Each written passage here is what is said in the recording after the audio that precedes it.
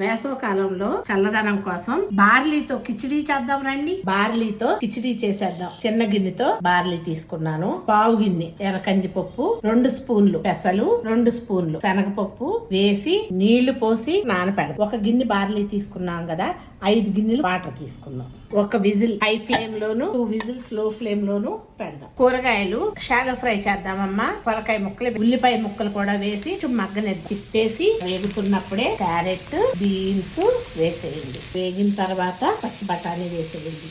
వేసి మగ్గనిద్దాం. చూద్దాము, మగ్గిపోయినాయి కదా. కొబ్బరి వేసేయండి, తిప్పండి. పసుపు, పచ్చిమిరపకాయలు వేసి ఒకసారి తిప్పుదాం. బ్రోకలీ తిప్పేసి బార్లీ పప్పులు వేసేయండి. ఒకసారి తిప్పేద్దాం. 2 నిమిషాలు మూత పెట్టి మగ్గనిద్దాం. ఒకసారి తిప్పేసి ఉప్పు చూసుకోండి, స్టవ్ ఆఫ్ చేసుకోండి. వేసి కరివేపాకు, మిరియాల పౌడరు, ఇంగువ వేసి పొంగల్లో వేసేయండి.